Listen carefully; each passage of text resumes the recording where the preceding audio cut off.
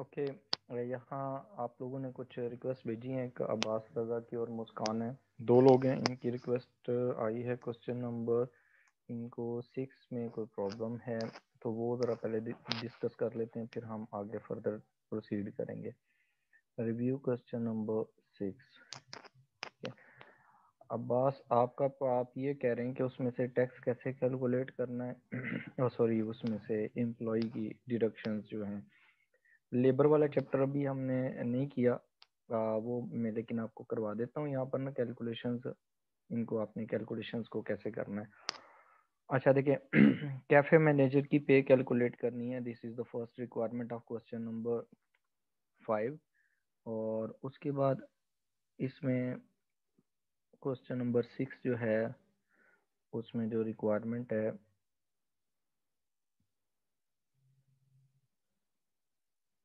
हाँ जी, question number 6 में आपने कहा है कि आपने यहाँ से सब्सक्रिप्शन अकाउंट कैसे कैलकुलेट करना है। ठीक है, चलिए ये मैं आपको बता देता हूँ।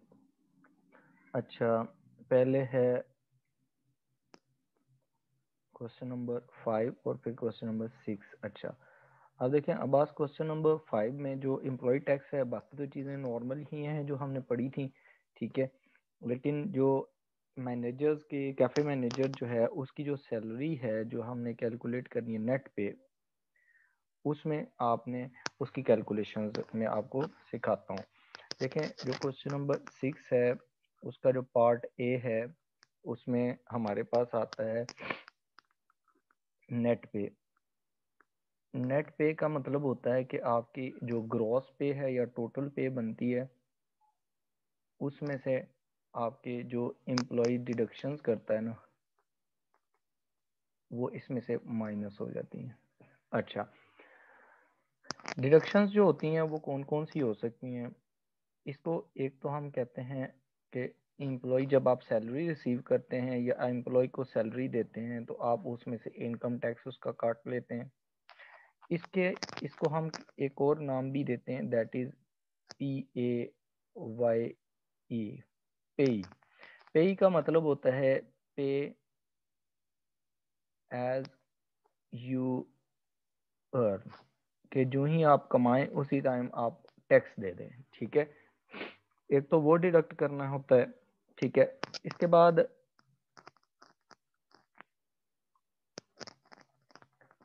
कंट्रीब्यूशन बाय एम्प्लॉय, जो एम्प्लॉय होता है ना वो अगर किसी चीज में कंट्रीब्यूट करता है, फॉर एग्जांपल आप देखें ये जो पेंशन फंड होते हैं उनमें कंट्रीब्यूशन होता है, हर जो एम्प्लॉय होता है जब भी उसे सैलरी मिलती है कुछ एक स्पेसिफिक अमाउंट उसकी सैलरी में से डिडक्ट कर ली जाती है। ठीक है, इसी तरह कोई प्रोविडेंट फंड वगैरह होते हैं उसके लिए भी डिडक्शंस होती हैं। ठीक है, तो वो एम्प्लॉय जब भी एम्प्लॉय की सैलरी में से वो डिडक्ट होंगी वो आपने माइनस कर लेनी है, कंट्रीब्यूशन बाय द एम्प्लॉय। ठीक है, इसी तरह जो नेशनल इंश्योरेंस होती है, हमारे यहाँ पर भी अब तो आ गया सिस्टम ना, नेशनल इंश्योरेंस कंट्रीब्यूशन के इंश्योरेंस होती है एम्प्लॉयज की, तो वो इंश्योरेंस भी डिडक्ट कर दी जाती है। यूके जो है या वो जो फॉरेन कंट्रीज हैं, यूरोप है, उसमें ये होता है कि जो एम्प्लॉय होता है हर एम्प्लॉय की सैलरी में से इंश्योरेंस के पैसे डिडक्ट कर दिए जाते हैं। In case of unemployment, in case of कोई अनसर्टेन इवेंट हो गया, जैसे उसको कोई डैमेज हो गया या कोई एम्प्लॉय जो है वो बीमार हो गया, कुछ हो गया, तो वो इंश्योरेंस, नेशनल इंश्योरेंस जो होती है, गवर्नमेंट जो होती है वो उसमें से उसकी पेमेंट करती है फिर उसको। इसलिए जो एम्प्लॉयज होते हैं नॉर्मली वो ये वाली जो इंश्योरेंस है उसकी डिडक्शंस करवा लेते हैं। हर एक बंदा हो तो वहां पर ना यूके में कंपलसरी होता है उसको पे करना। अच्छा देखें, अब ना कैफे के मैनेजर जो होगा ना उसके लिए आपने देखें जो सैलरीज यहाँ पर उसके लिए दी या डिटेल ना, एक तो दी हुई है डिटेल जो रिसीट्स एंड पेमेंट्स का अकाउंट है, इसमें उसने क्या wages and taxes of cafe manager जो आपने पे किए हैं वो कितने पे किए हैं, वो आपने पे किए हैं 14,000। ठीक हो गया, ये कैश में पेमेंट हुई है। उसके बाद ना उसने कहा है कि आपके पास में जो एडिशनल इंफॉर्मेशन है, एडिशनल इंफॉर्मेशन में उसने जो इंफॉर्मेशन दी हुई है वो दी हुई है आपके पास ना कैफे मैनेजर से रिलेटेड। ये उसने कहा है कि managers wages and employment taxes due, ठीक है। स्टार्ट में कुछ भी नहीं था, ठीक है। एंड वाली वैल्यू उसने पूछी है कि ये फाइंड आउट करके देनी है आपने। उसके बाद उसने कहा है कि आपके पास ना the cafe manager wages and employment taxes for the month of April 2014 were outstanding, ठीक है। वो आउटस्टैंडिंग थे अप्रैल के मंथ के लिए, एक मंथ के लिए।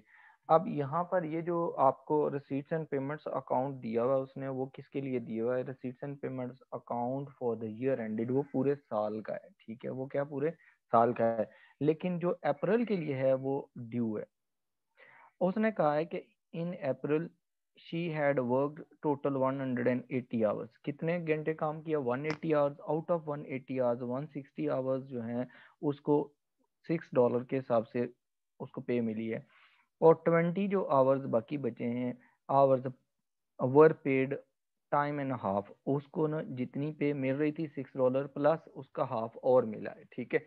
अब यहाँ देखें, जब आप इसके लिए ना जब पे निकालेंगे सबसे पहले तो आपने उसकी ग्रॉस पे निकालनी है।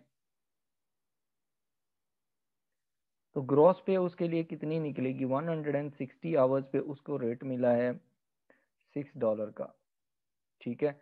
और रिमेनिंग जो 20 आवर्स हैं उस पे जो रेट मिला है उसने कहा है कि 1 आवर 1.5 टाइम मिला है। इसका मतलब ये होता है कि आपको ना जो रेट है उसका हाफ एक्स्ट्रा मिला है। $6 आपको तो मिलने ही मिलने थे, नॉर्मल मिलने, लेकिन ओपनिंग ऊपर जो काम किया उसके लिए 1/2 आपको एक्स्ट्रा मिल गया। तो टोटल हो गया आपके $9, ठीक है।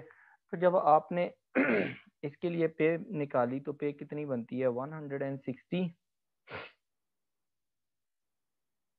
ठीक है। इसके मल्टीप्लाई करते हैं 160 मल्टीप्लाई बाय 6, ठीक है। तो ये आपका बनता है 960।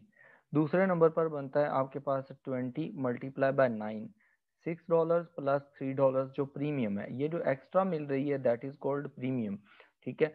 तो टोटल $9 मिले। ओवर टाइम जब लगाता है बंदा उसको नॉर्मल रेट से ज्यादा रेट मिलता है, तो उसको रेट ज्यादा मिला है तो $180 उसने ये अर्न किए, ठीक है। उसके बाद उसने कहा कि the employees tax and social security of 240 would be deducted from the gross पे, ठीक है। जो एम्प्लॉयज डिडक्शंस है ना, देखें एम्प्लॉय की डिडक्शंस जो है उसने दो बताई हैं, टैक्स है और सोशल सिक्योरिटी कंट्रीब्यूशन। ये social security just like insurance है कि इन केस अगर आप बीमार हो जाते हैं, कुछ हो जाता है, तो वो आपको गवर्नमेंट जो है वो आपको प्रोवाइड करती है, फैसिलिटेट करती है, या इदारा फैसिलिटेट करता है, ठीक है। अच्छा, उसने कहा है कि the millennium social social club would pay 10% of the cafes manage gross pay as an employer contribution to the social security, ठीक है।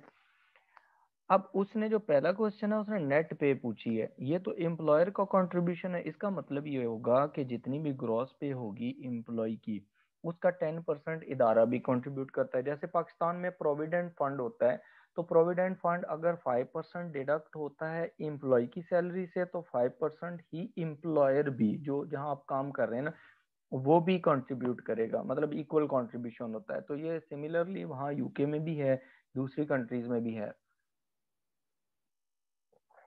अब यहाँ पर क्या होगा, देखें आपकी जो टोटल पे है, ग्रॉस पे है, वो कितनी बनती है?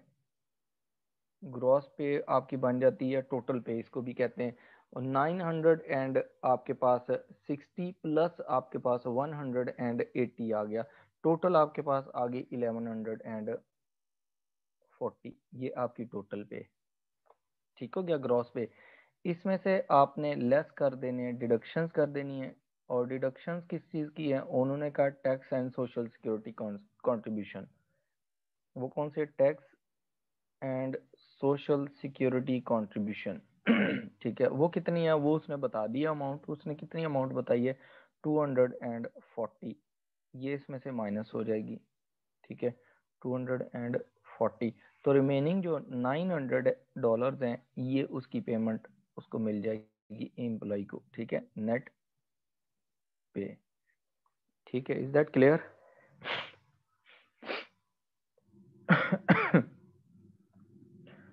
हाँ जी, यहाँ तक कोई मसला?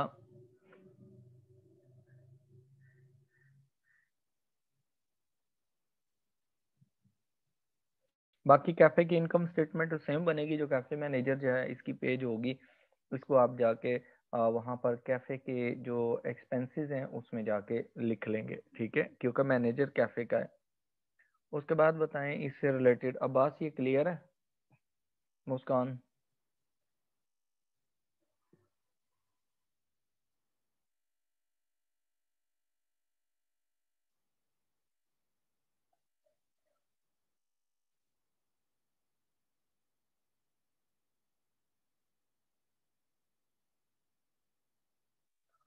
Okay good.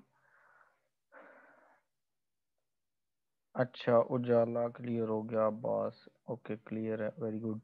अच्छा अब्बास, आपका जो दूसरा क्वेश्चन है ना, उसमें देखें बाकी जो आपने देखें कैफे की इनकम स्टेटमेंट है आपने वैसे ही बनानी है, तो उसमें आप वैसे ही उसको नॉर्मल तरीके से बनाएंगे। लेकिन जो इसमें जो कंट्रीब्यूशन है ना, जो सोशल सिक्योरिटी कंट्रीब्यूशन है, अब यहाँ पर आपने जो जब ये वाला पॉइंट है ना, इसको आपने कंसीडर करना है कि जब आप पे लिखेंगे cafe managers cost, cafe manager cost, आपने कैफे मैनेजर की जो कॉस्ट निकालनी है ना, जो ऑर्गेनाइजेशन को पड़ रही है वो कितनी पड़ रही है वो देखें। वो आपको कैफे मैनेजर की जो पे पड़ रही है, ये एक मंथ की है, ये एक मंथ का उसने बताया है। ठीक है, ये उसने कितने मंथ की बताई है? एक मंथ की पे बताई है। आपने पूरे साल की पे उसकी मैनेजर की ट्रीट करनी है वहां पर अपने एक्सपेंसेस में। ठीक है, अब कैफे मैनेजर की कॉस्ट कितनी होती है वैसे? तो एक तो उसकी ग्रॉस पे होती है जो ऑर्गेनाइजेशन ने पे देनी है। देखें जो डिडक्शंस होती हैं ना, टैक्स हो गया, इंश्योरेंस हो गया, ये ऑर्गेनाइजेशन ने अपने पास नहीं रखने हैं, ये गवर्नमेंट को देने ऑन बिहाफ ऑफ एम्प्लॉय। ठीक है, तो जो ऑर्गेनाइजेशन की जो कॉस्ट होती है ना, वो होती है $1140। एक तो ये आ जाएगी, ठीक है, ग्रॉस पे। प्लस उसके बाद ना उसमें जो कंट्रीब्यूशन बाय द एम्प्लॉयर, ठीक है, एम्प्लॉयर्स कंट्रीब्यूशन, जो मालिक होता है ना वो जो भी कंट्रीब्यूशन करता है ना, वो भी तो एम्प्लॉयर की कॉस्ट ही होती है ना, वो भी एम्प्लॉयर की क्या होती है? कॉस्ट। 1140 ये ग्रॉस पे थी, उसका 10% उसने और कंट्रीब्यूट करना है, यानी कि 114, ये इतनी उसने और कंट्रीब्यूशन करने। ठीक हो गया। अब ये जो कंट्रीब्यूशंस हैं, अब इसमें देखें आपके जो कंट्रीब्यूशन है करके कितनी टोटल कॉस्ट कितनी बन जाती है? टोटल कॉस्ट ऑफ एम्प्लॉय या मैनेजर, वो इसमें ऐड हो जाएगा। ठीक है, अब उसमें 140 है, प्लस आप 1140 प्लस उसमें 114 ऐड कर देंगे तो ये 1254 बन जाएगी। ठीक हो गया। अब अगर ना उसमें जाते हैं ना, आप देखें कि आपके पास उसने ये कहा है कि यहाँ पर ना,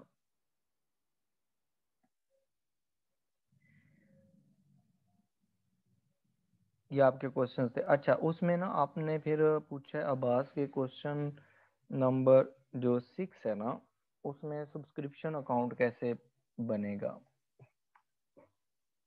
how to calculate subscription account. अच्छा देखें इसमें ना क्वेश्चन नंबर 6 में, when you will prepare subscription account.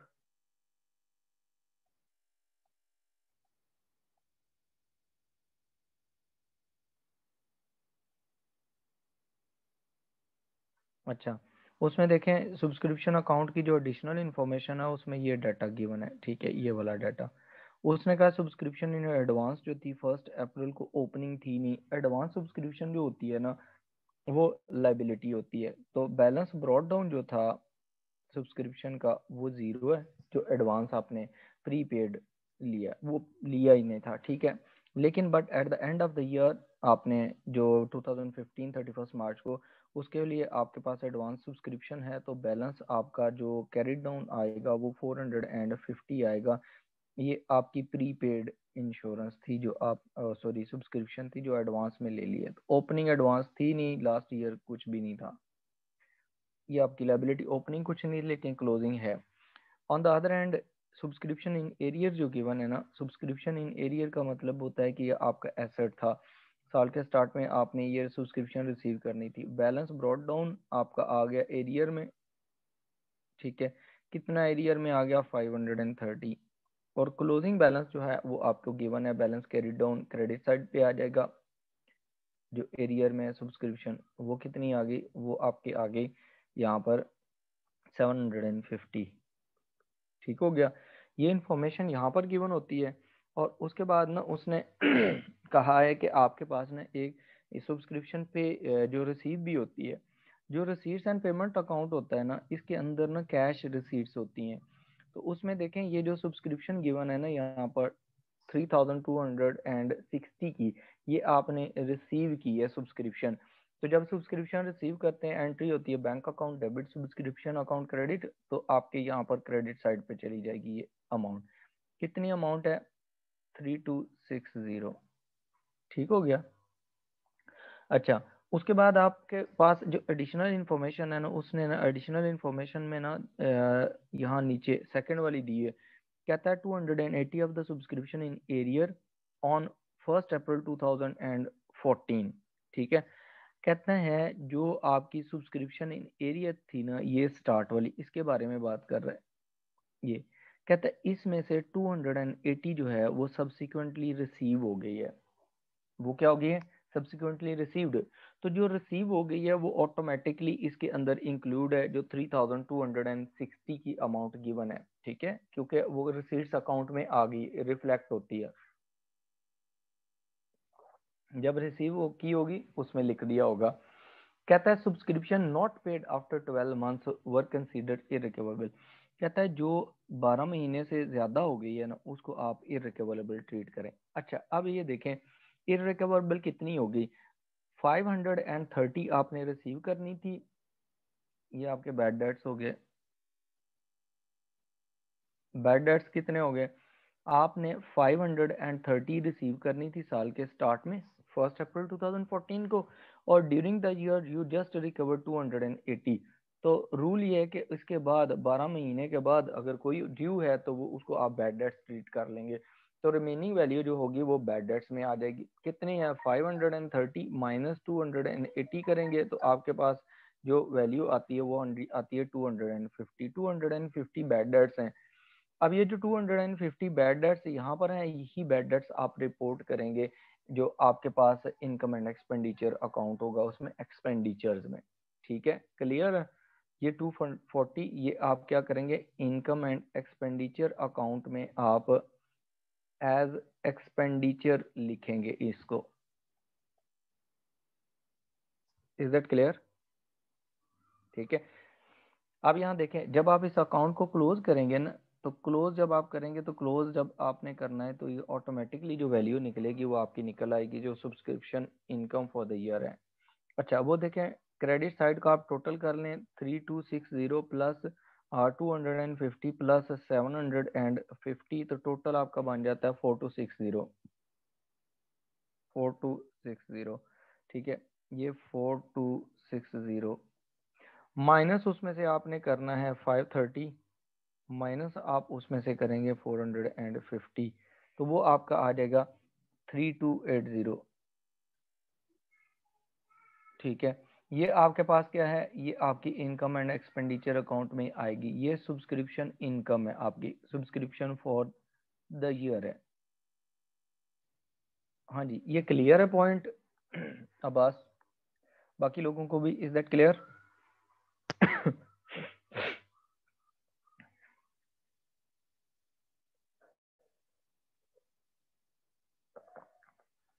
Okay, very good.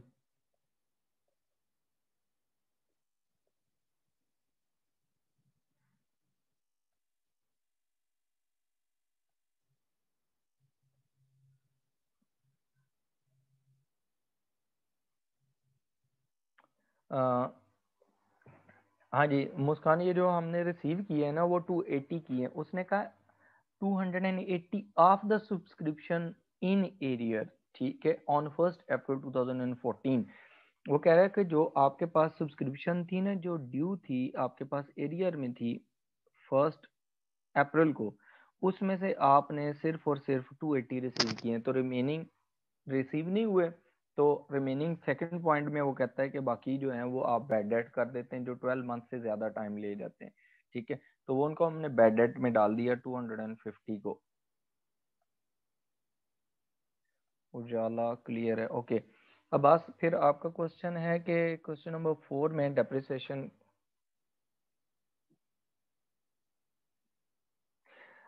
मुस्कान, ये जो 280 है ना, ये ऑलरेडी जो है वो 3260 की जो अमाउंट है ना ऊपर गिवन है, जहाँ मैंने एरो बनाया हुआ है रिसीट्स एंड पेमेंट में, ऑलरेडी उसमें इंक्लूड है, ठीक है। तो इसको दो दफा नहीं आपने रिसीट्स में लिखना, वो क्वेश्चन गलत हो जाएगा, क्योंकि जब रिसीट्स होती हैं वो automatically receipts and payment account में रिकॉर्ड हो जाती हैं कैश बुक के अंदर।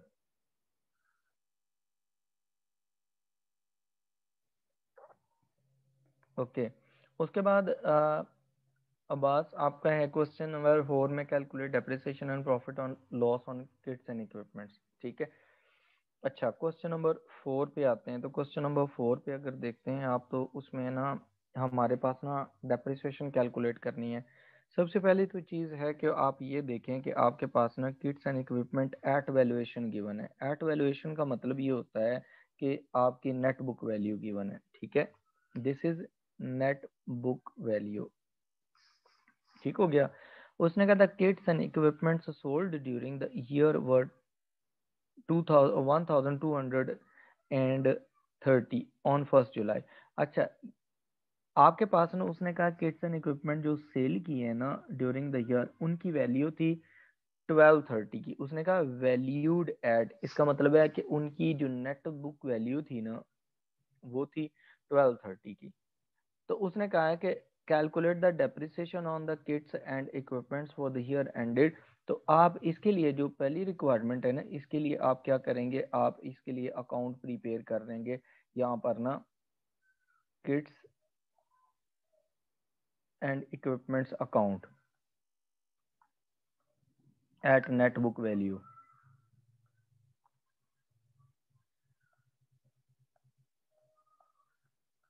ठीक हो गया।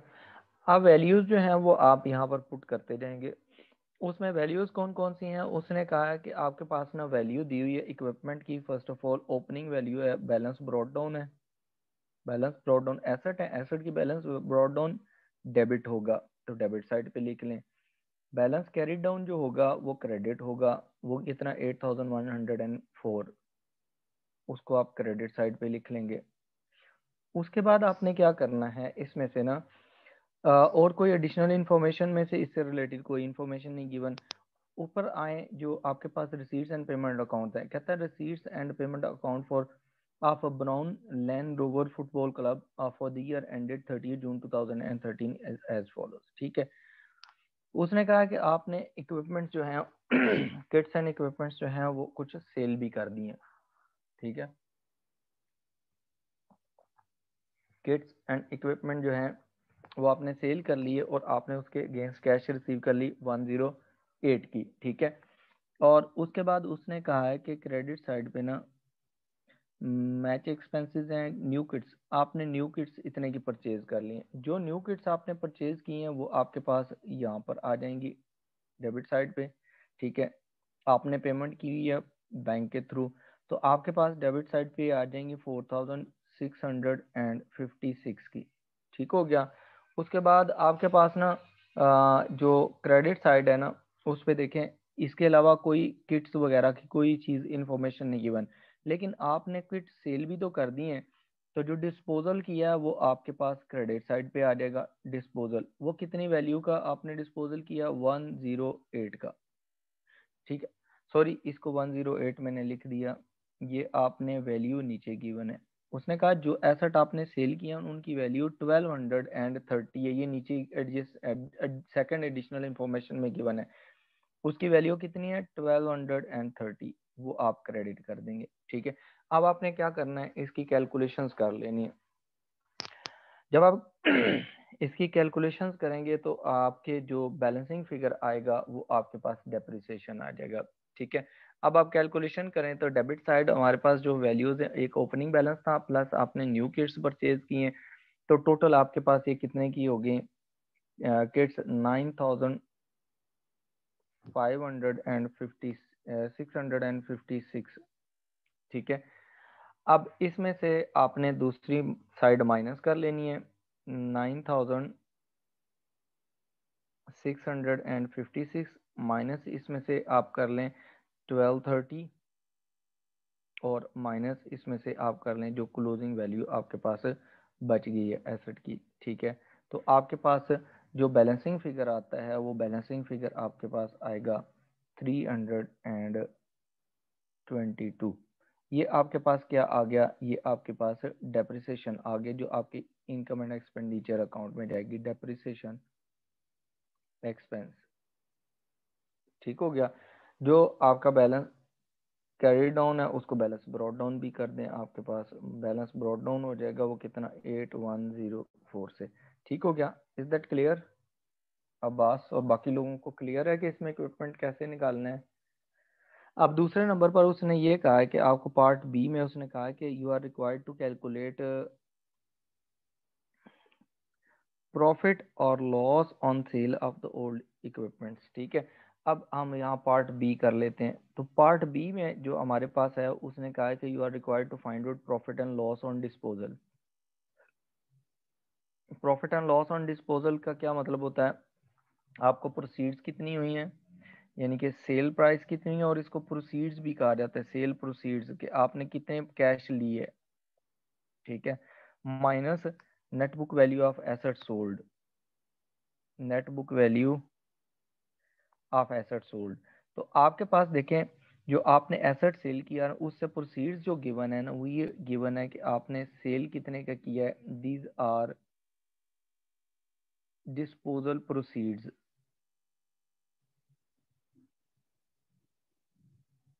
जो आपको रिसीट्स एंड पेमेंट अकाउंट में गिवन है, आपने $1008 रिसीव किया है, जबकि आपके एसेट की वैल्यू नेट बुक वैल्यू थी जो हमने ऊपर भी लिखी हुई है इसमें किट्स में, उसकी वैल्यू थी 1230। ठीक है, आपके पास फिर कितना प्रॉफिट एंड लॉस हुआ, इसका जो डिफरेंस होगा that would B profit and loss. ठीक हो गया, आपके पास देखें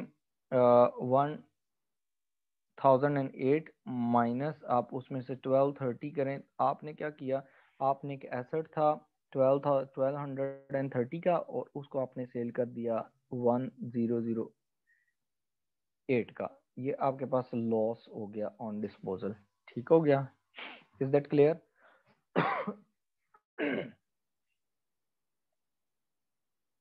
अब बात क्लियर है ये।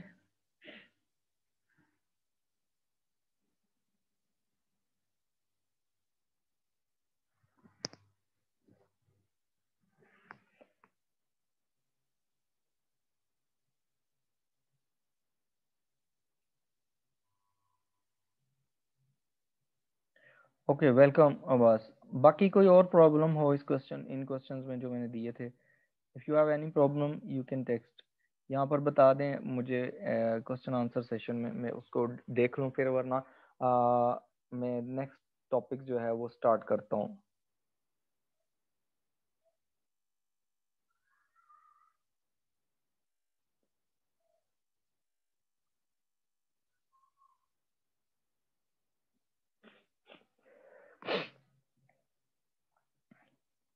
Syed Mohammad Hadi clear, okay okay. यहाँ देखें हमारे पास जो नेक्स्ट है ना जो आज का टॉपिक है वो हमारे पास है,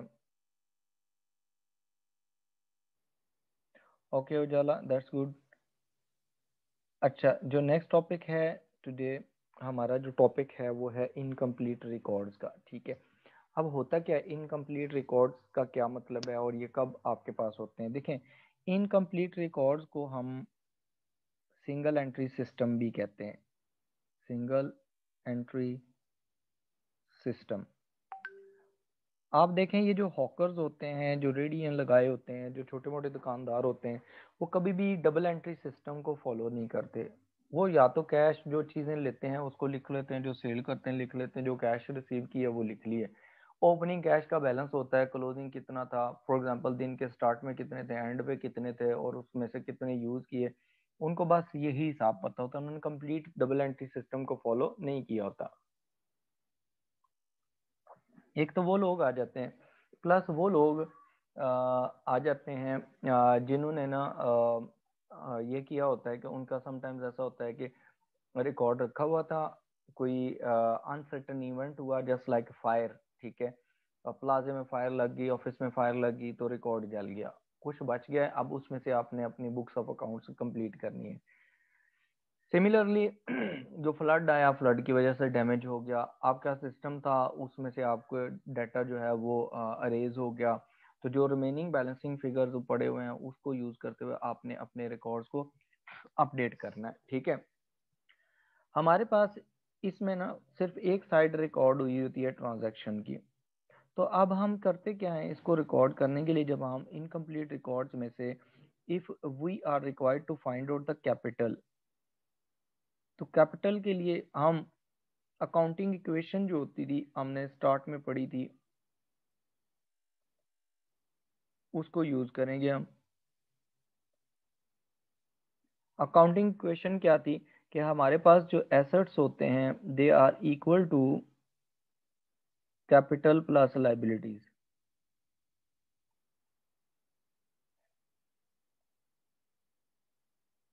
ठीक है।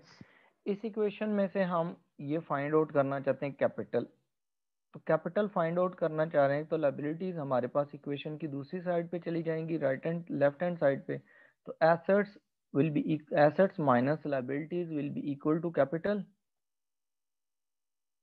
यहाँ पर पहली जो चीज़ है टेक्निक वो ये यूज होगी कि एसेट्स पता है ऑर्गेनाइजेशन के कितने, लाइबिलिटीज पता है कितनी है, उसमें को माइनस कर लें, then you will be able to find out capital. इसका मतलब है कि if you want to find out the opening capital, अगर आपके पास ओपनिंग कैपिटल आपने फाइंड आउट करना है ऑर्गेनाइजेशन का कितना है, तो आप उसमें से क्या करें, आपके पास ओपनिंग एसेट्स पड़े होंगे ऑर्गेनाइजेशन के, ठीक है, उसमें से ओपनिंग लाइबिलिटीज माइनस कर दें,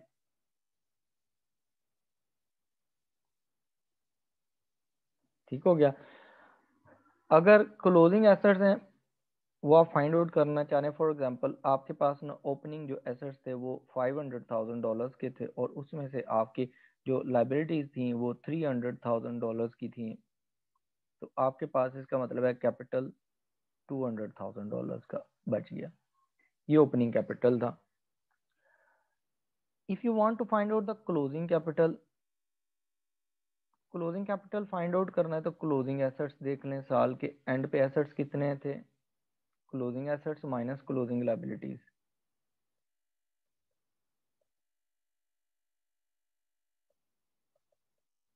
ठीक हो गया। फॉर एग्जाम्पल हम एज्यूम करते हैं कि क्लोजिंग एसेट्स हमारे पास थे $800,000 के, और उसमें से जो क्लोजिंग लाइबिलिटीज थी वो हमारे पास $350,000 की थी, ठीक है, at the end of the year.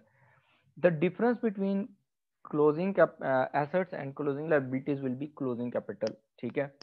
अब जो क्लोजिंग कैपिटल होगा, अब कितने का हमारे पास क्लोजिंग कैपिटल हो गया, अब हमारे पास $450,000 का आपके पास क्लोजिंग कैपिटल आ गया, ठीक हो गया। अब ये जो ओपनिंग कैपिटल होता है हम इसे ओपनिंग नेट एसेट्स भी कहते हैं, आपने ये याद रखना है, समटाइम्स वो नेट एसेट्स का वर्ड यूज कर लेता है, opening net assets and closing net assets, क्योंकि हमारे पास क्लोजिंग कैपिटल किसके इक्वल होता है, नेट एसेट्स के इक्वल होता है, ठीक है, ये आ गया। अच्छा, तो ये जो इंक्रीज आया इन दोनों के दरमियान जो डिफरेंस है ये कैसे आ गया, जो दोनों के दरमियान डिफरेंस होगा उसको हम कहते हैं वो कैपिटल होता है। जब हम फाइनेंस बाय की सेक्शन में जाते हैं, और वो सॉरी प्रॉफिट होता है, फाइनेंस बाय की सेक्शन में जाते हैं तो हमें पता होता है कि balance statement of financial position में कि हमारे पास जो ओपनिंग कैपिटल होता है उसमें हम ऐड अप कर लेते हैं नेट प्रॉफिट, जो ऑर्गेनाइजेशन का नेट प्रॉफिट आया उसको ऐड अप करते हैं, और उसमें से ड्राइंग्स को माइनस करते हैं, तो हमारे पास क्लोजिंग कैपिटल निकल आता है। ठीक हो गया। अब अब यहाँ पर देखें, जो हमारे पास डाटा था, डाटा हमने अज्यूम किया, उसमें हमारे पास ओपनिंग कैपिटल वाज $200,000। ठीक है। क्लोज ड्राइंग्स कोई नहीं गिवन, क्लोजिंग कैपिटल जो है वो कितनी है, क्लोजिंग कैपिटल हमारे पास फॉर एग्जांपल वो हमने यहाँ पर कैलकुलेशंस की हैं 450,000 है। ठीक है।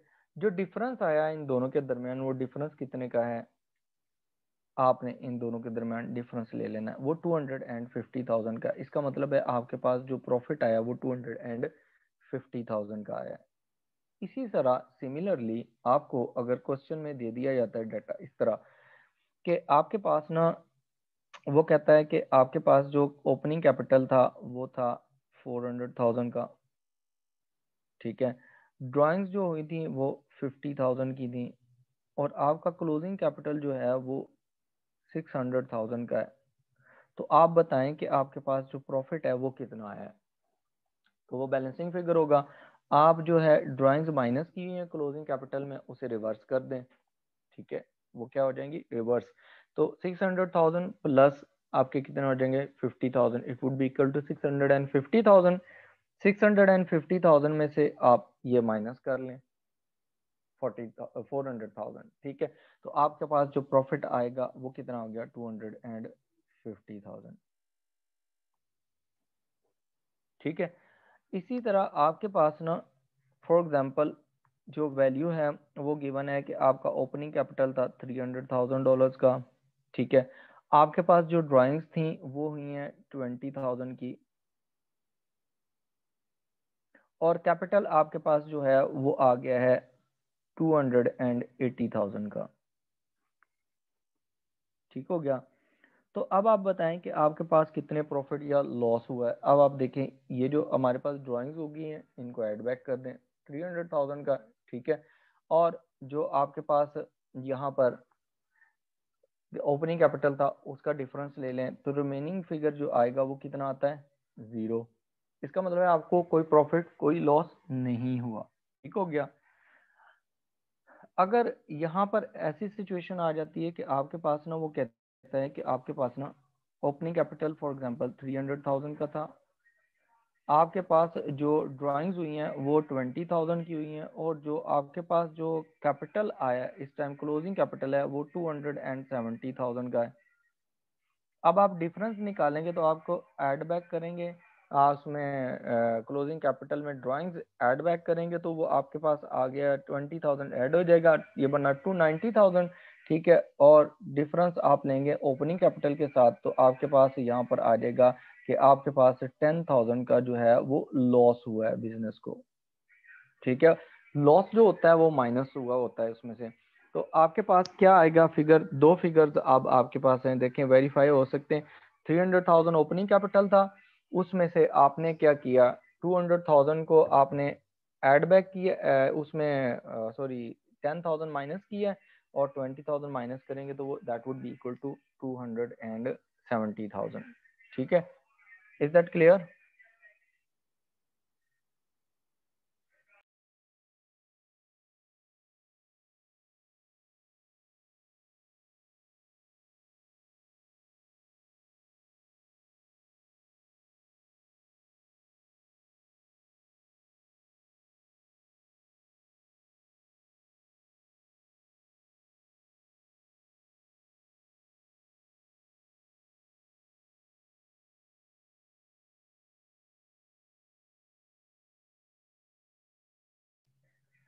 एक मिनट होल्ड कीजिएगा।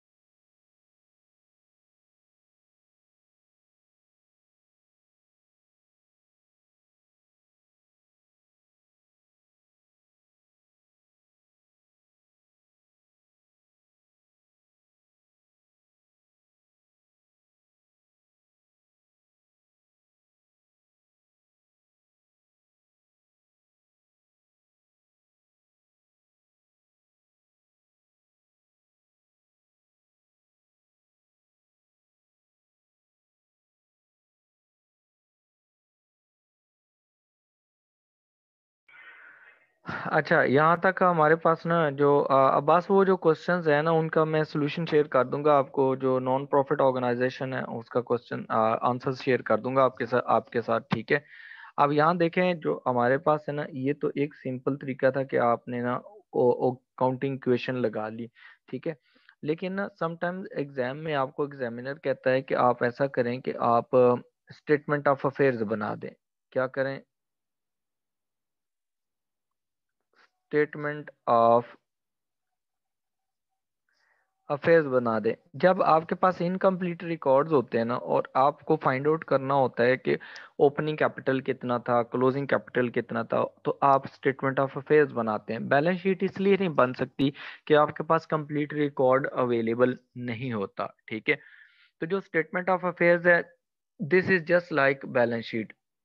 फर्क ये होता है कि बैलेंस शीट तब बनती है हमारे पास, या स्टेटमेंट ऑफ फाइनेंशियल पोजीशन, जब हमारे पास कंप्लीट हमारे पास रिकॉर्ड हो। जब हमारे पास रिकॉर्ड ही कंप्लीट नहीं है, इनकम्प्लीट है, तो हम उसमें क्या करते हैं, हम उसको कहते हैं कि ये हमारे पास इसको जो है इसके लिए स्टेटमेंट ऑफ अफेयर्स बनती है। अब स्टेटमेंट ऑफ अफेयर्स जो बनेगी, this would be prepaid just like balance sheet. उसमें क्या करेंगे, सबसे पहले आप नॉन करंट एसेट्स जो गिवन है क्वेश्चन में वो आप लिख लेंगे, ठीक हो गया। फिर उसके बाद आपके पास ना जो करंट एसेट्स हैं गिवन है वो आप लिख लेंगे, ठीक हो गया। करंट एसेट्स के बाद आप क्या करेंगे, आप करंट लाइबिलिटीज इसमें से माइनस करेंगे, और फिर आप क्या करेंगे, नॉन करंट लाइबिलिटीज इसमें से माइनस कर लेंगे, ठीक है। तो आपके पास जो नेट एसेट्स आएंगे ना, ठीक है, वो that would be equal to capital, ठीक है। हमने ये पढ़ा था कि जो नेट एसेट्स होते हैं वो कैपिटल के इक्वल होते हैं। अच्छा, हमारे पास स्टेटमेंट ऑफ अफेयर्स जो हो सकती है वो ओपनिंग भी हो सकती है और क्लोजिंग भी हो सकती है, दोनों होती हैं, ठीक है। जो ओपनिंग स्टेटमेंट ऑफ अफेयर्स होती है ना, उसके लिए हम ओपनिंग एसेट्स कंसीडर करते हैं, और क्लोजिंग स्टेटमेंट ऑफ अफेयर्स के लिए हम क्लोजिंग एसेट्स कंसीडर करते हैं, ठीक हो गया। अब ये जो हमारे पास ओपनिंग स्टेटमेंट ऑफ अफेयर्स होगी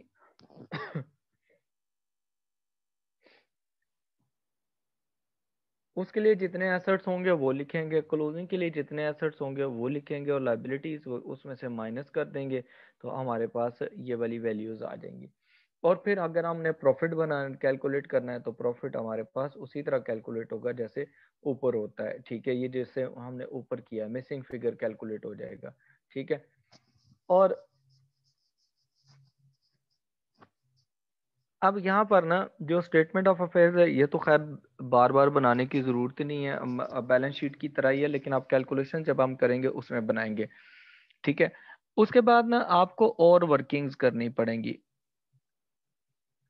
अब जो वर्किंग्स है ना, ये सारी की इम्पोर्टेंट होती हैं हमारे पास नॉन प्रो, ये जो हमारे पास इनकम्प्लीट रिकॉर्ड्स होता है उसमें, ये बहुत इंपॉर्टेंट होती हैं। अब इसमें ना आपको फाइंड आउट करना पड़ सकता है, टोटल सेल्स आप फाइंड आउट करना चाहते हैं, वो आपने करनी है। टोटल सेल्स हमारे पास आ जाएंगी cash sales plus credit sales, ये दो चीजें होती हैं। और जो कैश सेल्स होती हैं नॉर्मली गिवन होती है क्वेश्चन में, ठीक है। ये नॉर्मली क्या होती है, गिवन होती है क्वेश्चन में। जो क्रेडिट सेल्स होती है ना, इसके लिए आपने क्या करना है, प्रिपेयर करना पड़ेगा, आपको वर्किंग करनी पड़ेगी। Prepare sales ledger control account, sales ledger control account, ठीक हो गया। और उसके बाद ना जो वर्किंग हमारे पास, जो सेकंड वर्किंग है, वो हमारे पास आएगी,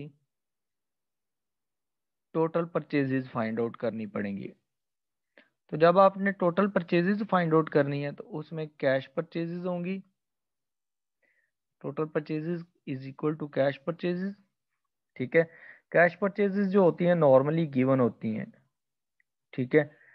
और जो क्रेडिट परचेजेस है ना वो आपने फाइंड आउट करनी है। उसके लिए आप बनाएंगे prepare purchase laser control account.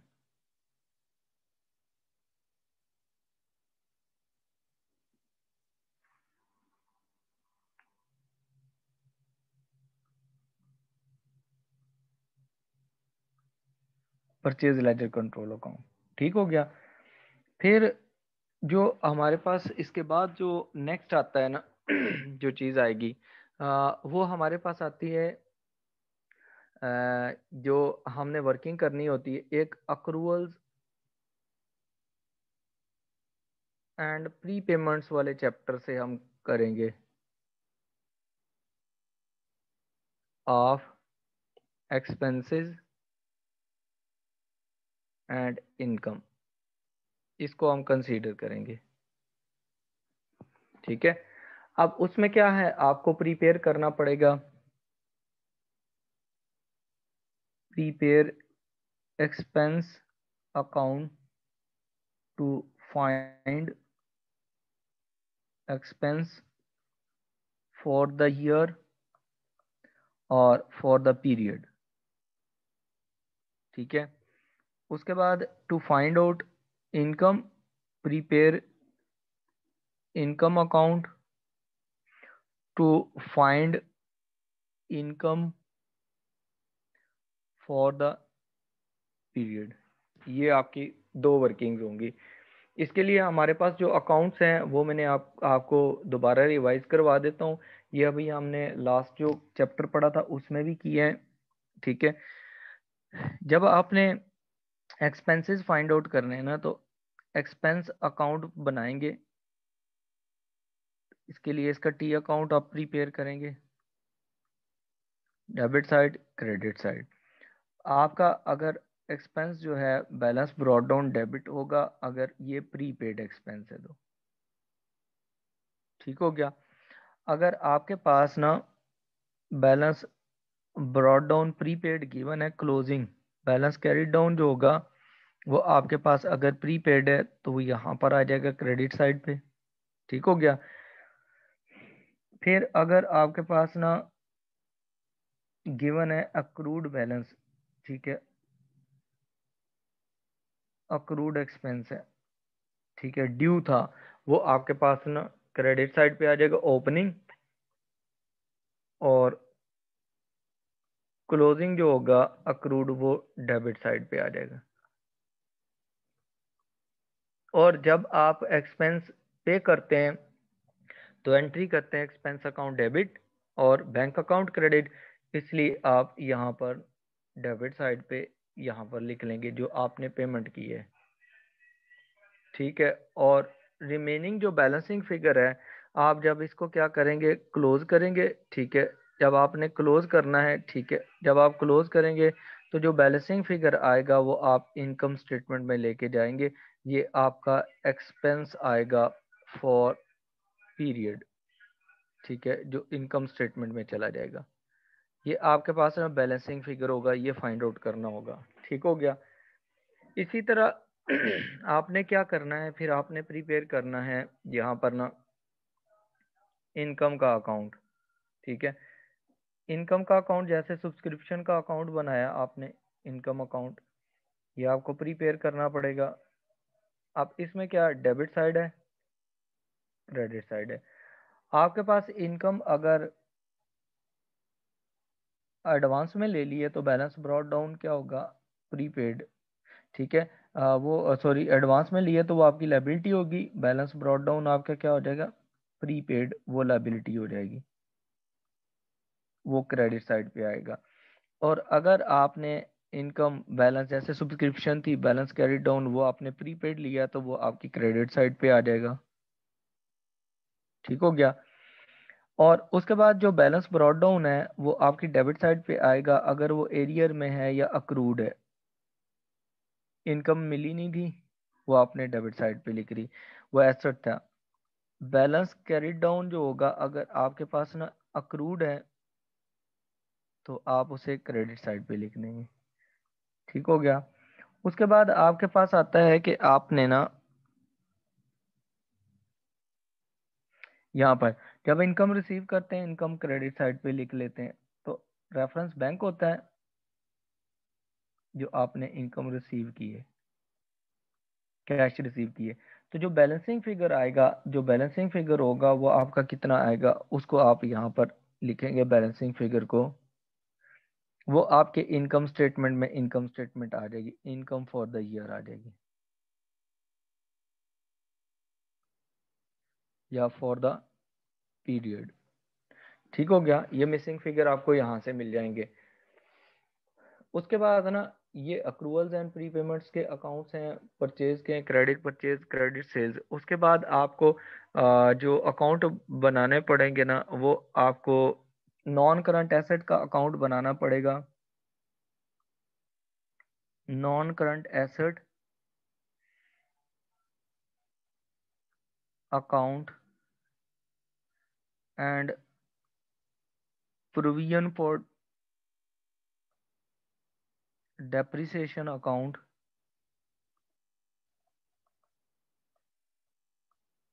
ठीक है, ये आपने बनाना है। अगर तो आपको गिवन है ना डाटा इस तरह, if non current assets are recorded at cost, आप कॉस्ट पे रिकॉर्ड करते हैं ना, तो फिर आप क्या करेंगे, when you will prepare non current asset account, यहाँ पर आपने क्या करना है, नॉन करंट एसेट का अकाउंट बनाना है at cost, debit side, credit side. ठीक हो गया, आपका जो बैलेंस ब्रॉड डाउन होगा वो डेबिट साइड पे आ जाएगा।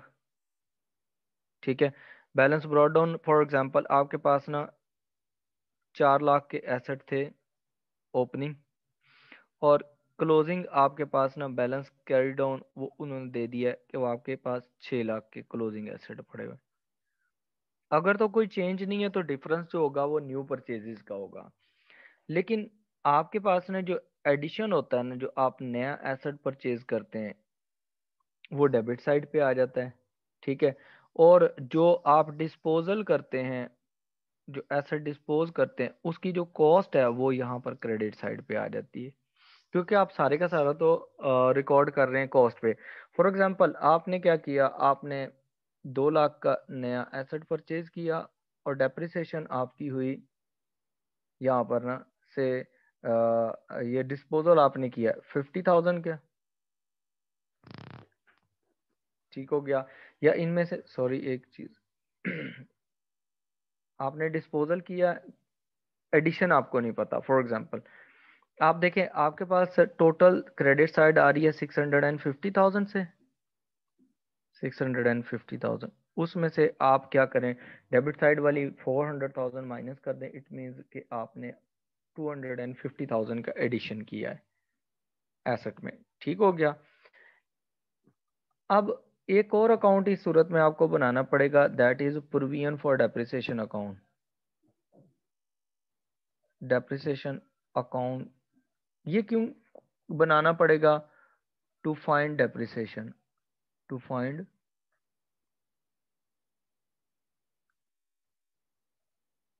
डेप्रिसिएशन। आपने डेप्रिसिएशन फाइंड आउट करनी है तो आप ये वाला अकाउंट प्रिपेयर करेंगे। इसमें हमारे पास जो चीज़ें हैं वो हमें पता है कि जो हमारे पास बैलेंस ब्रॉड डाउन होता है वो क्रेडिट साइड पे होता है। फॉर एग्जांपल हमारे पास ना 1 लाख की ओपनिंग प्रोविजन थी डेप्रिसिएशन की। ठीक हो गया, उसमें से हमने क्या किया, जो क्लोजिंग बैलेंस है, balance carry down for example वो भी गिवन है। बैलेंस कैरी डाउन जो है वो हमारे पास गिवन है 95,000 की, बल्कि इसको इंक्रीज कर लेते हैं, 110,000 कर लेते हैं, ये आपका क्लोजिंग बैलेंस है। ठीक हो गया, जो एसेट आपने सेल किया है ना, उसकी एक्यूमुलेटेड डेप्रिसिएशन फॉर एग्जांपल वो आपके पास है 40,000 की। ठीक है, आपने डेप्रिसिएशन एक्सपेंस निकालना है कि डेप्रिसिएशन एक्सपेंस कितना है, वो आप निकाल लें। ये मिसिंग फिगर है।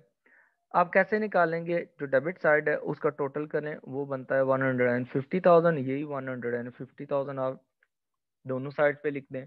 उसमें से बैलेंस जो गिवन है क्रेडिट साइड पे 100,000 वाला, ये माइनस कर लें, तो रिमेनिंग बैलेंसिंग फिगर आ जाता है 50,000। इसका मतलब है कि आपका डेप्रिसिएशन एक्सपेंस 50,000 का हुआ, यही आप इनकम स्टेटमेंट में ले जाएंगे। ठीक है, जब आप इनकम स्टेटमेंट प्रिपेयर करेंगे। ठीक है। अगर ना एसेट रिकॉर्ड होते हैं ना, if non current assets are recorded at net book value, आप उन्हें नेट बुक वैल्यू पे रिकॉर्ड करते हैं ना, तो फिर आप कैसे उनको रिकॉर्ड करेंगे? फिर आप नॉन करंट एसेट का ही अकाउंट बनाते हैं, प्रोविजन फॉर डेप्रिसिएशन का अकाउंट नहीं बनता एट नेट बुक वैल्यू। तो फिर आप क्या करेंगे? आपने यहाँ पर, हाँ जी, क्या क्वेश्चन है आप लिख लें यहाँ पर ना, जो क्वेश्चन है हैंड रेज किया किसी स्टूडेंट ने।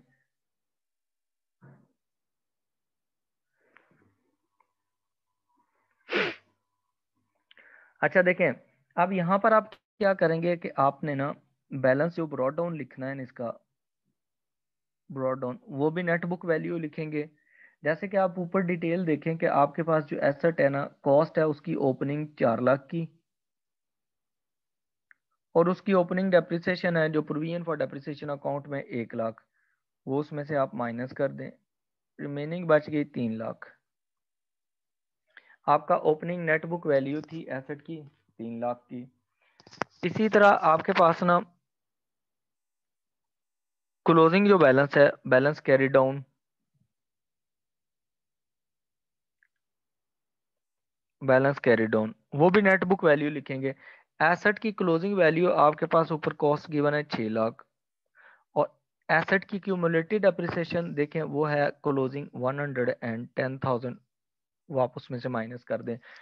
इसका मतलब है कि closing net book value of assets है 590,000। ठीक है।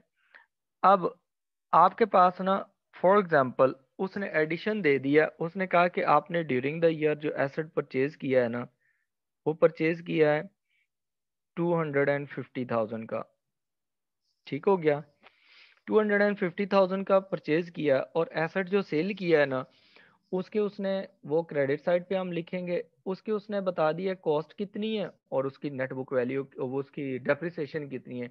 जैसे कि हमारे पास जो एसेट सेल हुआ, हमने उसकी कॉस्ट ऊपर एज्यूम की है नेट नॉन करंट एसेट्स में 50,000। 50,000 तो उसकी कॉस्ट होगी, और उसके बाद उसने बताया कि उसकी क्यूमुलेटिव डेप्रिसिएशन थी, हमारे पास जो हमारे पास प्रोविजन फॉर डेप्रिसिएशन अकाउंट में डिस्पोज डेबिट साइड पे गिवन है वो है 40,000, वो उसमें से माइनस कर दी, तो रिमेनिंग 10,000। अब हमने क्या किया है, हर चीज नेट बुक वैल्यू पे रिकॉर्ड की है। परचेज कितने की, opening balance net book value, closing balance net book value. अभी हमने थोड़ी देर पहले उसमें किया था क्वेश्चन, जो आपने कहा था कि किट्स एंड इक्विपमेंट्स वाला, वो नेट बुक वैल्यू पे रिकॉर्ड अकाउंट बन रहा था, तो वो एक ही बनता है। अच्छा, अगर कॉस्ट पे बने तो जो नॉन करंट एसेट होता है उसमें क्रेडिट साइड पे डेप्रिसिएशन नहीं आती। ठीक है। लेकिन अगर नेट बुक वैल्यू पे बनता है तो डेप्रिसिएशन एक्सपेंस आपके पास आ जाता है, जो आपने फाइंड आउट करना है इस क्वेश्चन में। फॉर एग्जांपल नॉर्मली यही करना होता है। तो फिर आप क्या करेंगे, अकाउंट क्लोज कर देंगे। आपके पास देखें, opening net book value of asset was 300,000, addition was 250,000, total 550,000 debit side आ गया। 550,000 जो आपका आया, उसमें से आपके पास देखें कि 490,000 एक ये डिडक्शन होगी, एक 10,000 की डिडक्शन होगी, बाकी बच गया बैलेंसिंग फिगर 50,000 का। तो 50,000 आपकी डेप्रिसिएशन है, वो दोनों मेथड्स में एक ही तरीके से निकलेगी। ठीक है, जैसे मर्जी आप उसको कैलकुलेट कर लें। Is that clear?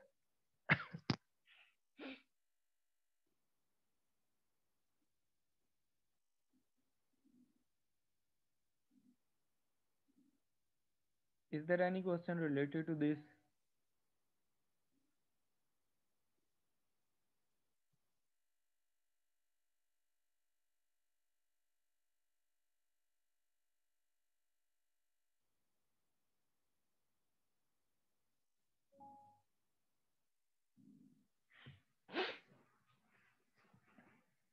ठीक है,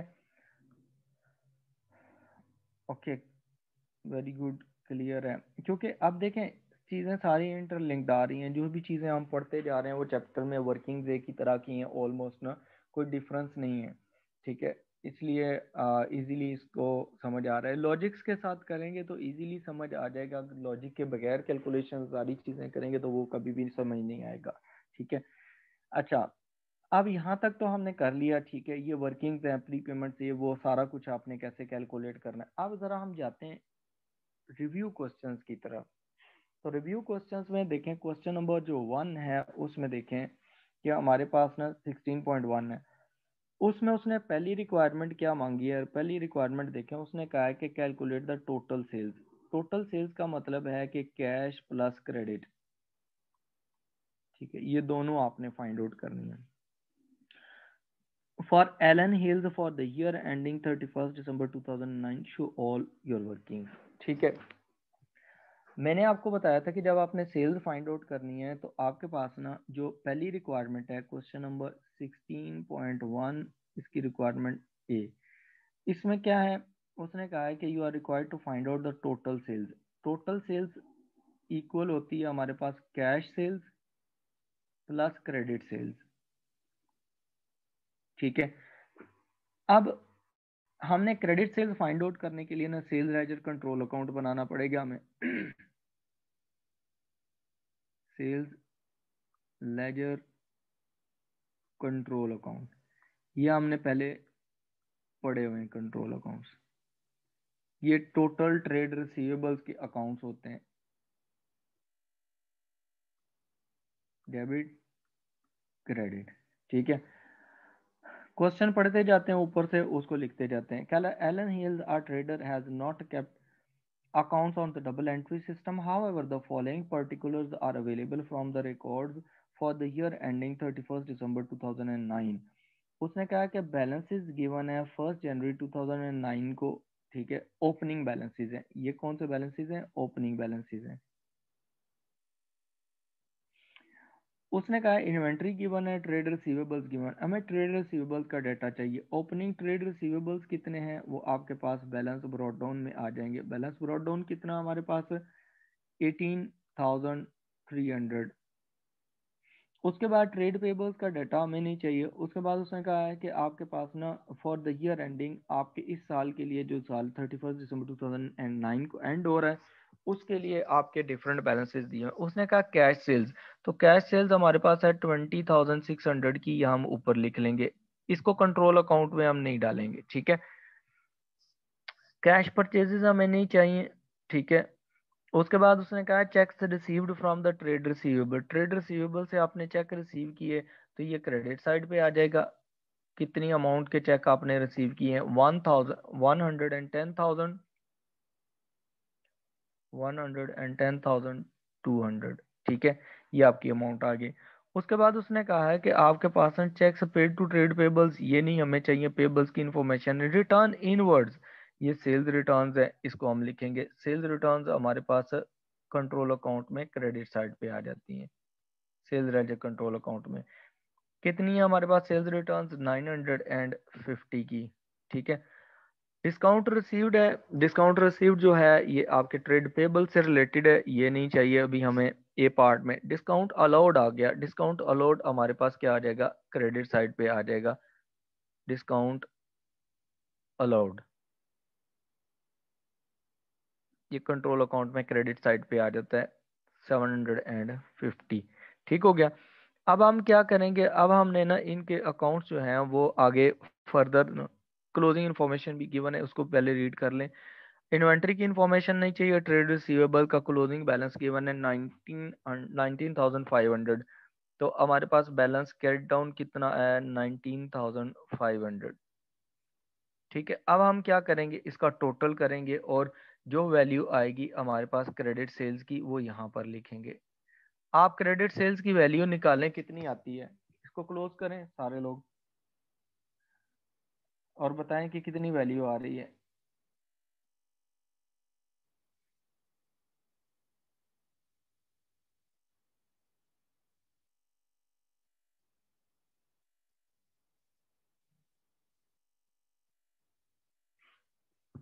हमारे पास जो क्रेडिट साइड है वो आ रही है टोटल 131,400, ठीक है, 131,400। उसमें से आप क्या डिडक्ट कर लेंगे 18,300 जो वैल्यू गिवन है डेबिट साइड पे, ठीक है। तो आपके पास जो 113,100 की क्रेडिट सेल्स है, ये क्रेडिट सेल्स है, इसको आप यहाँ ऐड कर लें 113,100, ठीक हो गया। अब इसमें आप वैल्यू ऐड कर लें आपकी जो कैश सेल्स हैं, कैश सेल्स आपके पास हैं 20,600 की, तो आपके पास ना टोटल आ गया 133,700, ये आपकी क्रेडिट सेल्स हैं, ठीक हो गया। Is that clear? उसके बाद सेकंड में उसने बी रिक्वायरमेंट में ये कहा है कि you are required to find out total purchases. Naila, क्या क्वेश्चन है? आपने हैंड रेज किया, क्वेश्चन लिखें। Murtaza Naveed, provision for depreciation को क्यूमुलेटिव डेप्रिसिएशन, हाँ जी, क्यूमुलेटिव डेप्रिसिएशन भी उसको कहा जाता है, प्रोविजन फॉर डेप्रिसिएशन को।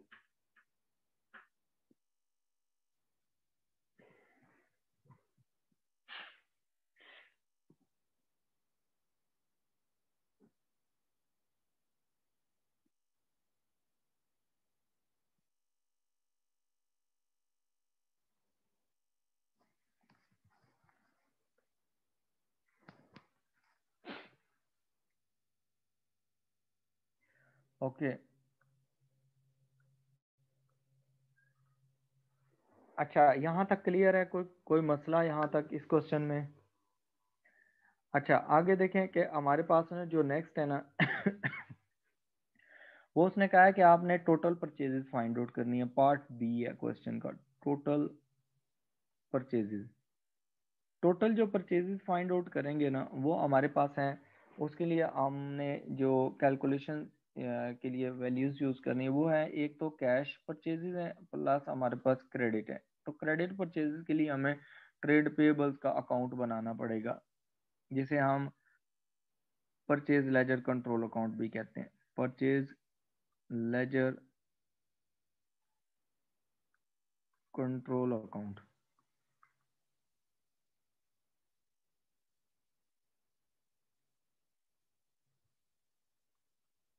डेबिट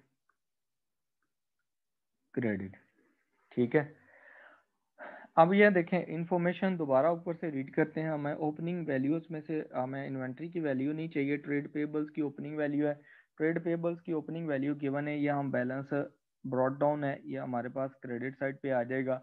कितनी वैल्यू है वो? 12,100 की, तो 12,100 हम क्रेडिट साइड पे लिख लेंगे। उसके बाद कैश सेल्स हमें नहीं चाहिए, कैश परचेजेस जो है वो गिवन है 8800 की, तो हम जो यहाँ पर ऊपर लिख लेंगे इसको 8800 की कैश परचेजेस, जो टोटल परचेजेस जहाँ इक्वेशन लिखी हुई है मैंने।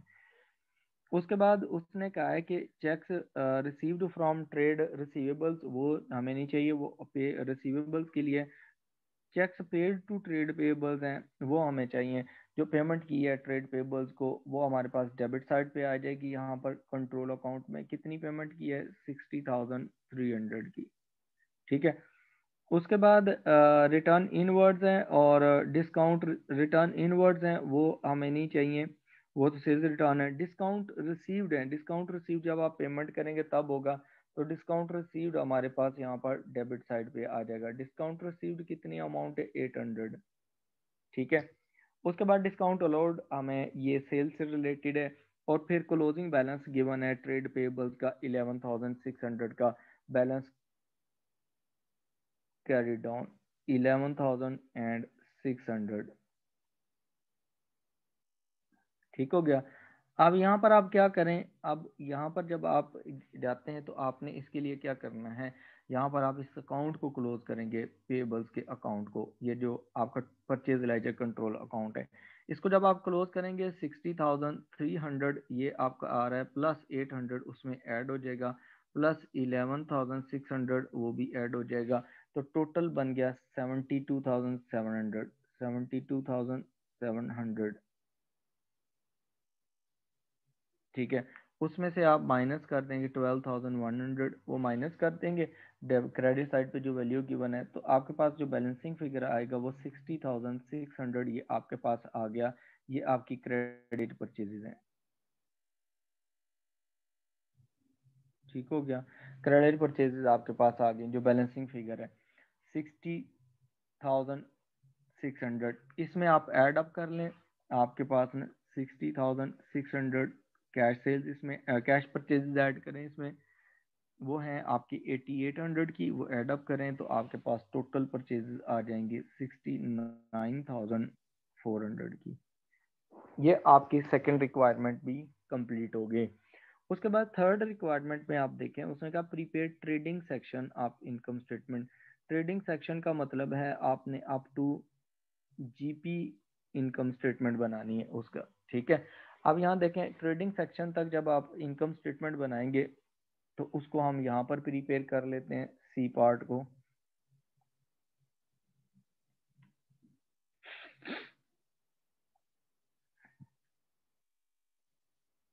पार्ट सी आपका इनकम स्टेटमेंट बननी है up to trading section.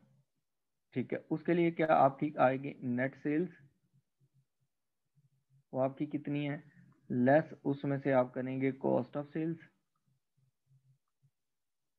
Cost of sales आप इसमें से माइनस करते हैं तो ये हमारे पास आ जाती है, ये आपके पास क्या आ जाएगी, opening stock plus purchases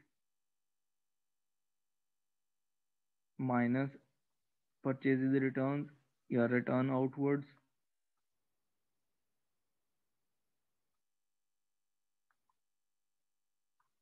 plus carriage inwards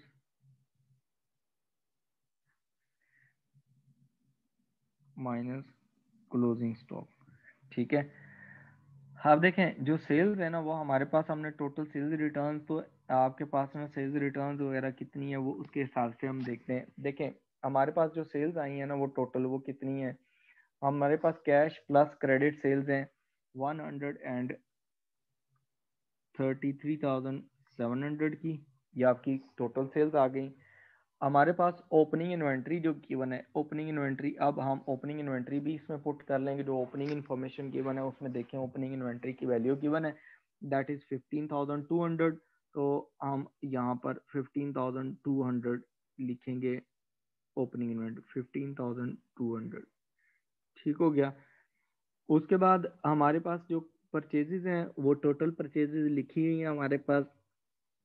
purchases कितनी थी हमने निकाली, टोटल परचेजेस ये निकाली हैं 69,400, 69,400।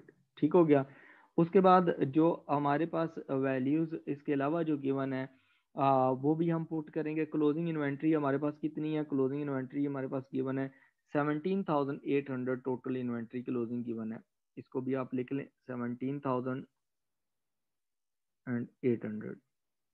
ठीक हो गया, अच्छा देखें परचेजेस, बाकी इंफॉर्मेशन देख लेते हैं कि सेल्स रिटर्न्स वगैरह गिवन है कुछ। अगर आप सेल्स राइजर कंट्रोल अकाउंट देखें तो सेल्स रिटर्न की वैल्यू गिवन है हमारे पास 950, तो ये 950 भी हमारे पास यहाँ से माइनस हो जाएगी सेल्स रिटर्न की वैल्यू।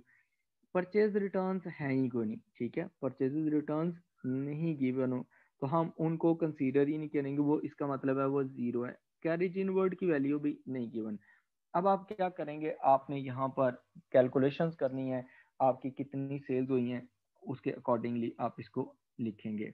अब यहाँ देखें आपके पास ना 133,700 की आपकी सेल्स हुई हैं और उसमें से 950,000 आप माइनस कर दें तो आपके पास 132,750 ये आपके पास वैल्यू आ जाती है। ठीक है, नेट सेल्स हैं, और आपके पास जो आ रही हैं कॉस्ट ऑफ सेल्स वो कितनी है, 15,200 ओपनिंग इन्वेंट्री है प्लस परचेजेस 69,400 की हैं और माइनस उसमें 17,800 आपके पास क्लोजिंग वैल्यू है, वो आप उसमें से माइनस कर दें तो ये 66,800 की आ गई।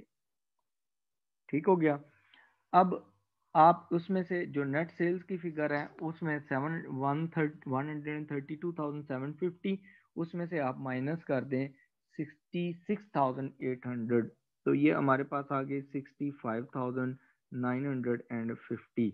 ठीक है, this is our gross profit. ठीक है, ये हमारे पास क्या आ गया, ग्रॉस प्रॉफिट आ गया। Is that clear?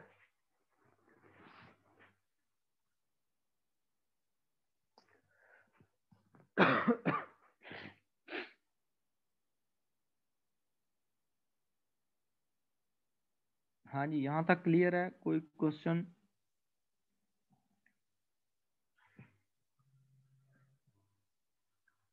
Syed Mohammad Hadi clear है, बाकी लोग?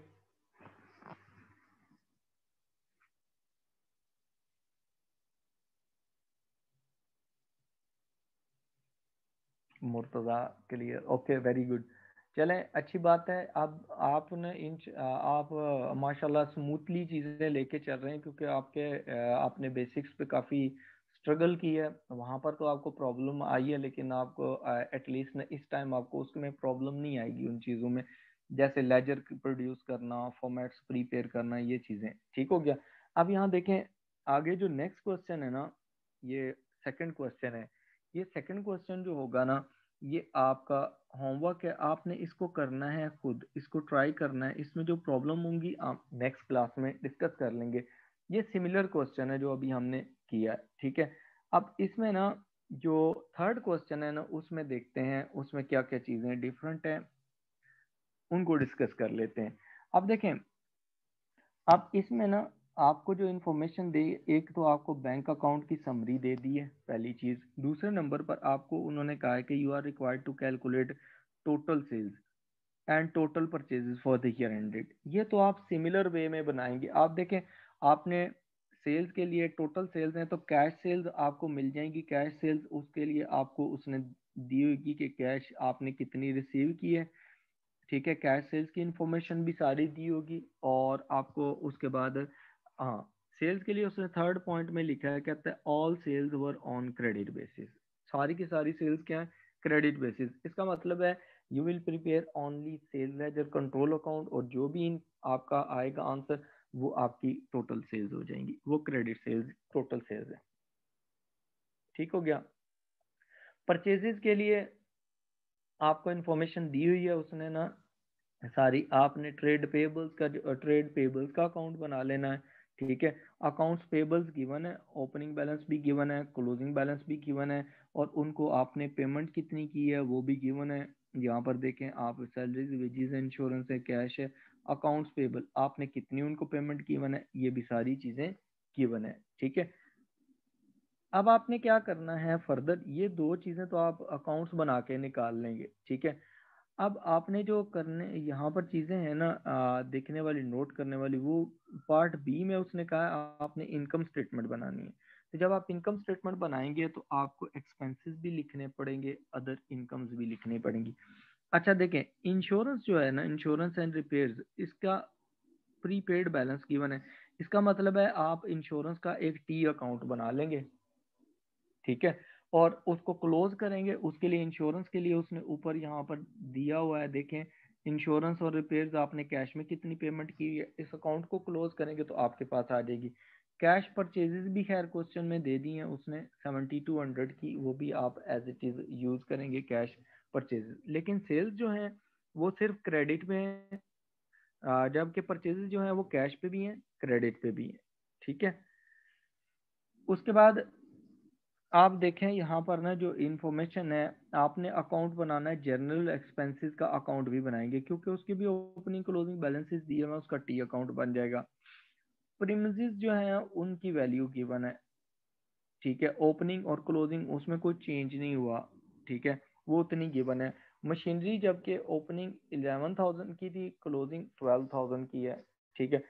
इनके अकाउंट्स में आप जब अकाउंट्स बनाएंगे तो आपको पता चल जाएगा कि इक्विपमेंट्स आपने और परचेज भी किए हैं, ऊपर जो रिसीट्स एंड पेमेंट्स अकाउंट के अंदर दिया हुआ है, ठीक है। अच्छा, उसके एडिशनल इंफॉर्मेशन है ना, उसमें आपने देखें जो अवेलेबल है, उसमें उसने कहा कि on 1 April a loan of 12,000 was taken from the bank. 1 अप्रैल को आपने लोन लिया है। आपके जो अकाउंट एंड हो रहे हैं ना, ईयर एंड, वो कौन सी डेट है? वो 30 सितंबर 2006 है। ठीक हो गया।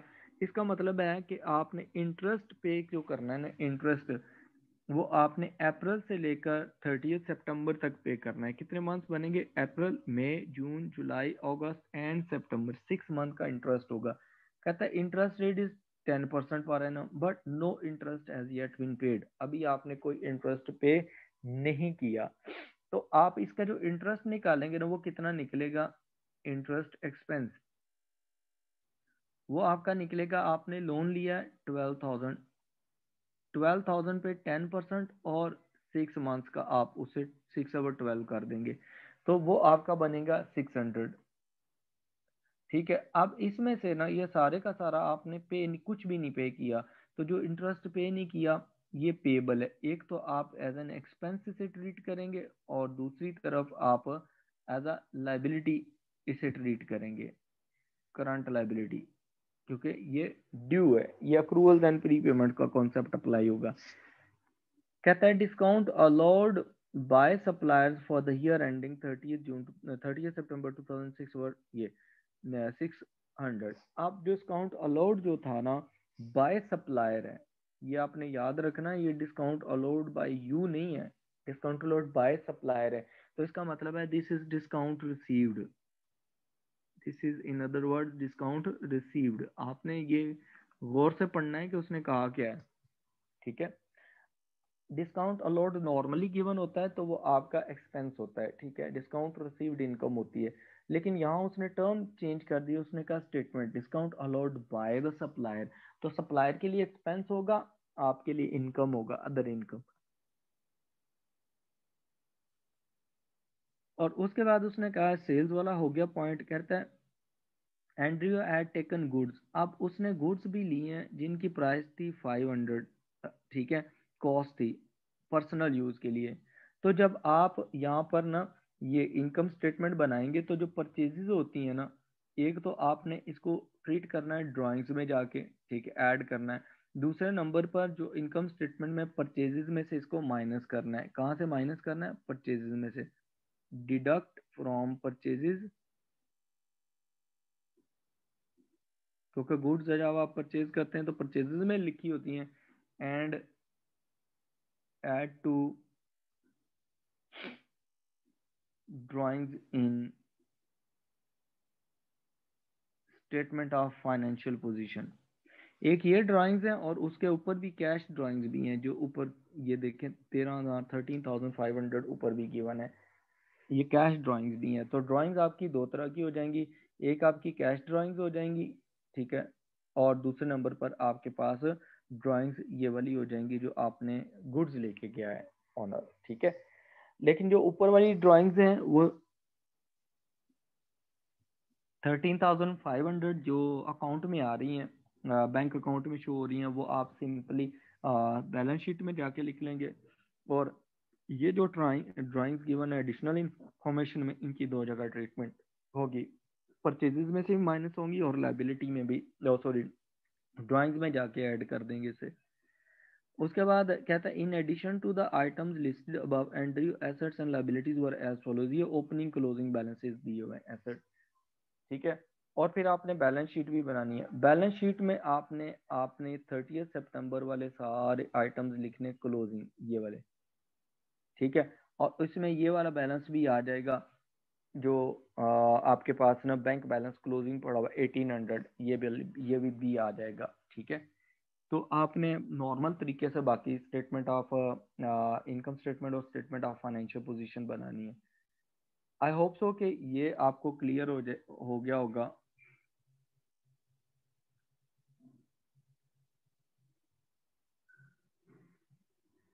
ठीक है।